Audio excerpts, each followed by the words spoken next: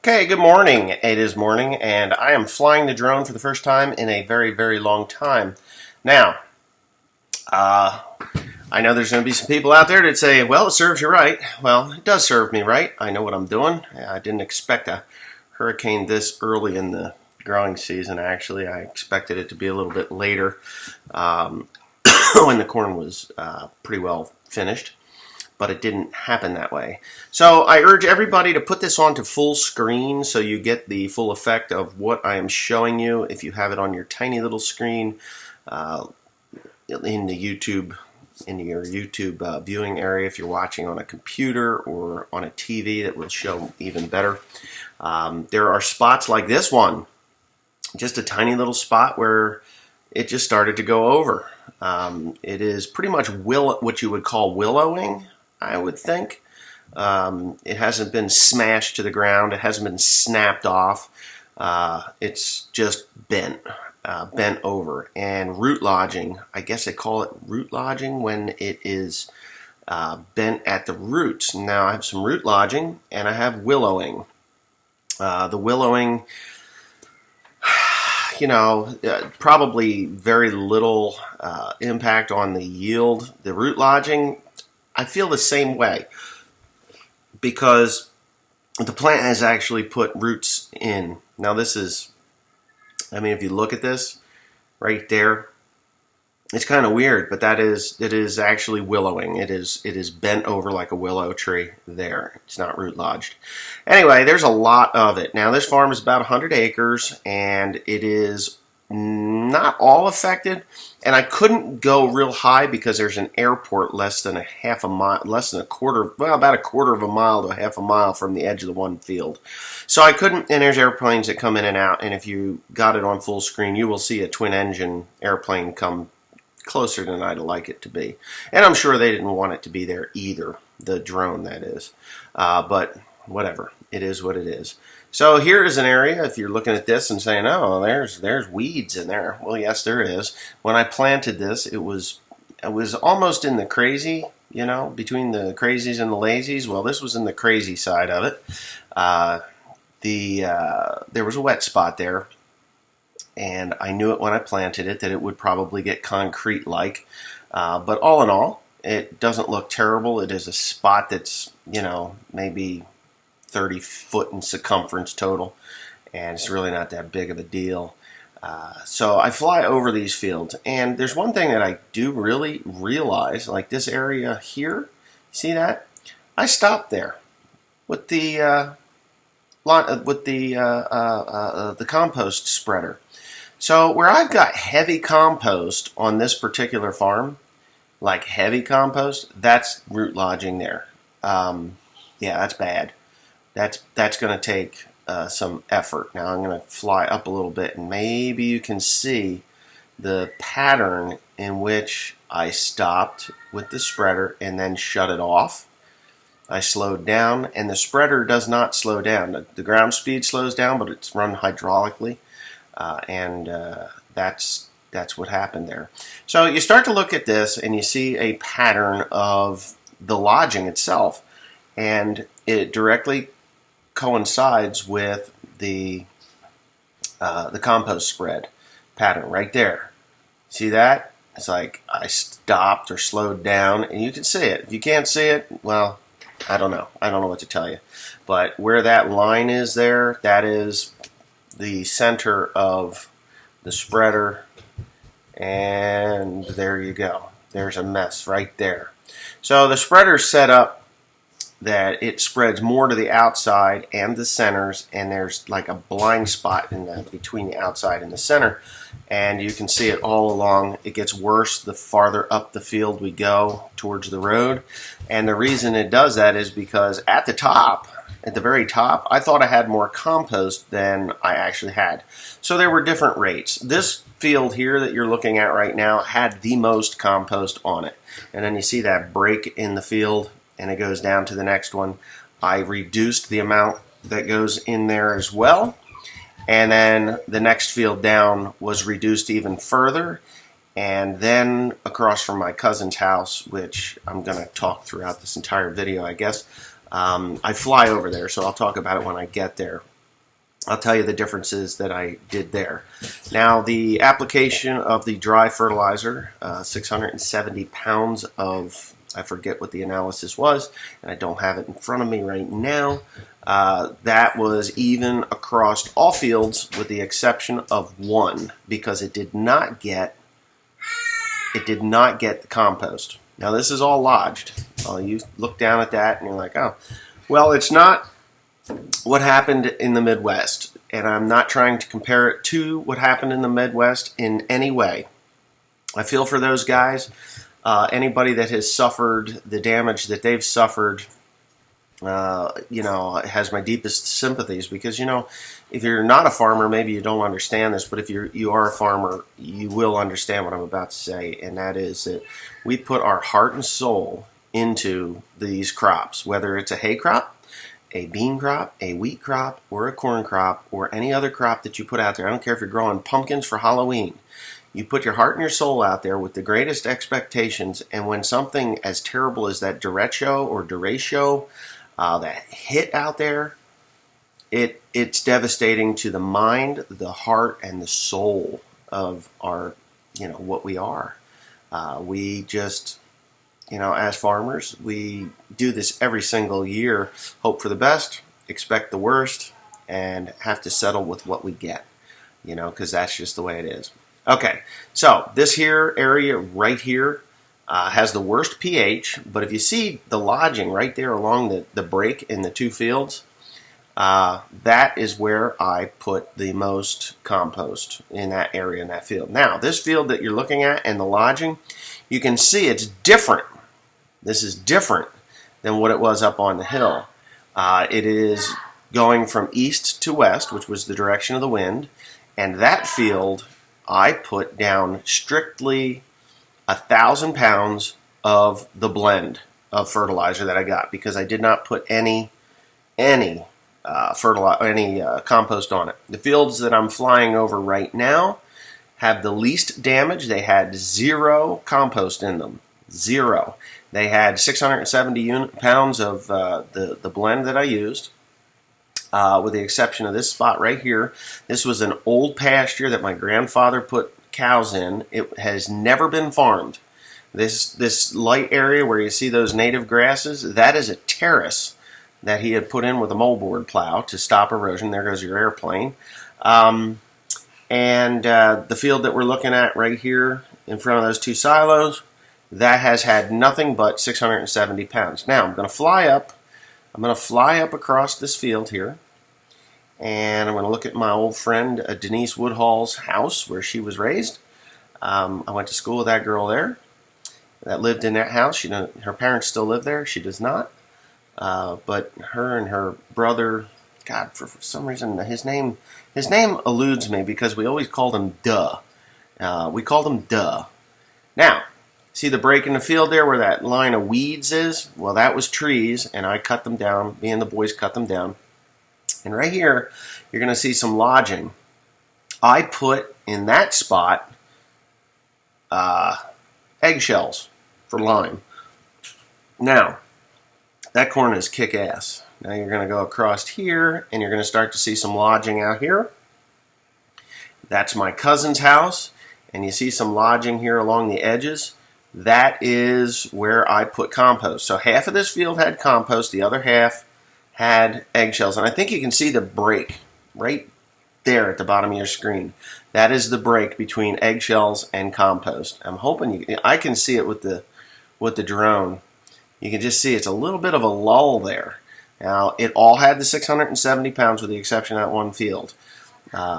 It's just, this field is probably the least affected one where the eggshells were. The one that had just the fertilizer, no effect whatsoever. It was perfect. So now I'm going to fly over the weed patch here. That was pasture my grandfather had and my uncle had. And then over the dairy barn, and I'm going to fly right over the top here. There's an old well there. You can see the space in that field there directly below you at the bottom left-hand side of the screen. Maybe it's center screen. Where I did the yield test and came up with a 248 was right in this area here. There's my uncle's house. There's the dairy barn. I'm just flying around here. I sprayed Roundup around the barn here about a week or so ago. And now we're in the bottom field where I need to kill this because it's got a lot of weeds in it. And you can see the deer that are there. There are right there. There should be 4 or 5 of them. So I didn't have too much of those deer.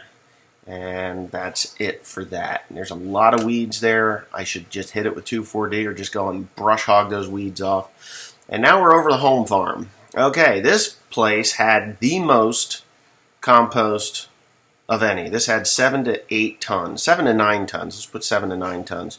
Now I'm flying around. Here's the terrace. This is hillier ground. And you can see there's a problem with the corn planter. I ran out of seed. Duh. It's called duh. It was the last field I had, and I didn't want to open another bag. I thought I would make it, and obviously I did not. So it's not a problem with the corn planter. It's a problem with me putting seed in the corn planter. You can see right where it went out. So that's that. Now, I'm going to fly around here a little bit. There's some lodging in there, you can see. Not too much. No, that's not lodging. I'm just looking to see what the hell had happened, and I know that it is where I ran out of seed, because when I cleaned out the boxes, I was like, shit, I ran out of seed in this box. I think there was 2 boxes that were out, and one kind of phased in and out for a while, but that's just the way it is. As Teresa would say, "Tanga, dummy." It was dumb. I should have just opened the bag. Dumbass. There was 2 boxes that were low. So anyway, we're just flying around, and I'm like, God darn it, you know. And I want to get down good and close to see if there's weeds growing in there, which of course there are. It's foxtail growing in those open spots. So what are you going to do about that? Nothing. You're not going to do anything about it. We're going to chop it, bale it, and sell it when we take the corn off. So I think I've had enough of this, and now I'm going to fly on to the next field, I think. Am I flying to the next field? I should be flying to the next field. Come on, Wesley, move your ass. I'm sorry if this is boring you, but yeah, again, this is just me inspecting. I watched a Pioneer Seed commercial this morning, not seed commercial, but a seed advisory. The Pioneer Seed Company was talking about the derecho, and what you can do. Definitely call your insurance agent, get them out there. Get the insurance agent out there as soon as possible, because the sooner the better. Now, this is the worst field on the farm. It always has been. I put over 10 tons of compost to the acre on this. I have no idea what happened there. But anyway, I'm flying over some trees, over the woods, and I don't know what we're doing here. You can see where I planted that. It's a wet spot up in the far left corner. I'm sure people are going to tell you need shut-off rows on your planter, which I'm not going to get because they're like 15 grand. I can spend $15,000 elsewhere. All right, so this would be the best field, not the best field, but a very good field on the farm. This is directly below the barn. We used to pasture this field. You can see there is some lodging there. Not bad, but we had some wind. I mean, we had 50, 60, 70 mile an hour gusts, and that's what causes these problems. Now we get up here to this second to last field. I flew quite a ways over, and I flew over the neighbor's soybean field and saw the 50,000 deer that were out there. And okay, all right, so we're flying over. You see that low spot there? That is where Cody got a little wide with the sprayer, because Cody was the one that put the herbicide down here. Now, see that out there? That is severe lodging. Right there in that very area where that corn is all lodged, down, bad, that is where there was a lime pile. We put lime out there, and we used to spread, this is the driest part in that field, and we would spread cow shit out there religiously. Now, we haven't milked cows in, I don't know, 9 years. And we would spread cow manure out there. And this is also the highest part on the farm, so it would be the most affected by the wind. And, of course, it was. It was affected pretty badly. You can see there's quite a bit of lodging there. There's some wet spots. There's some lodging there. That's a wet spot. And yeah, kind of disheartening. So this brings me to the next thoughts on this. God, somebody is texting the hell out of me. My next thoughts on this, on what I've got to do. And that is, we're getting towards the end of the video here, but I'm going to put on a hat so you're not scared by my bald head when this thing runs out. I need a new corn header, corn head for my combine. I was going to buy one out of Canada. Unfortunately, I couldn't buy one out of Canada because Canada's shut down. I would have to have a guy, I would have to have a broker it across the border, which is not going to happen. You know, which is fine. And now you're about to see me in all my glory here. I'm naked. Oh no, I'm naked. Anyways, better get a shirt on real quick. You don't want to see my man boobs. I don't have man boobs, actually. But anyway, that being said, here we go. I'm joking. It was a joke. Did you get it? Did you get it? Anyway, I was going to broker that, and I was going to pick it up about 2-3 weeks ago, and about 3 weeks ago we were talking about it, and the owner of the thing says, no, we can't get it to you unless you broker it out of here, and that's just not happening. So I said, to hell with it, and for good reason. If I'd have went and got that header, it would have made this harvest a lot harder than what it needs to be. I'm actually not going to get a 974 6-row narrow head. I'm going to get a 996. And the reason I'm going to get a 996 is there's two reasons. Reason one is it's got poly. It's plastic. And the plastic snoots on there, easier to replace at this point in time because you'd have to buy used tin, whereas the plastic, you can buy those pretty regularly, pretty easily. There's no problems. You can get them from Shoop, you can get them from New Holland, you can get them anywhere because it's plastic. May West Manufacturing, I think, makes them. I got the hiccups. Anyway, May West, I think, manufactures those, which is not a big deal. And, you know, so to put those on. And that'll make my harvest a lot easier because of the downed corn. The other reason is the header that I'm going to buy has the hydraulic stripper plates or deck plates in that header. So if we get into the small ears, where if the ears are small in certain areas of the farm, I can just close those up, or the stalks are thin. I can close those up and snap those ears off and gain a lot more grain instead of getting out, loosening them up, readjusting them, just having a nightmare of a time. I don't like to do that, so we just go with the hydraulic ones, which makes life a lot easier. So that's the plan. Right now, that's the plan. I'm looking for a 996 New Holland 6-row narrow head. Found a couple of them. One is in Wisconsin, one is in Indiana, another one is in 2 or 3 are in Missouri. A lot of them in Canada, but again, unless I get a broker to go get it, I can't do anything. So I'm kind of screwed on that one. So, but anyway. All right, 18 minutes is more than enough. You don't need to see my ugly mug, and we're just going to call this a video, and have a nice day. Sorry for your losses in your fields and your equipment and your buildings and everything out west where that derecho is, or derecho. That's what Teresa will say. That's a Tagalog word for straight. Derecho. Kaliwa, left. Ganun is right. Think about that. Knows that's your Tagalog Tuesday, even though it's Sunday. Anyway, have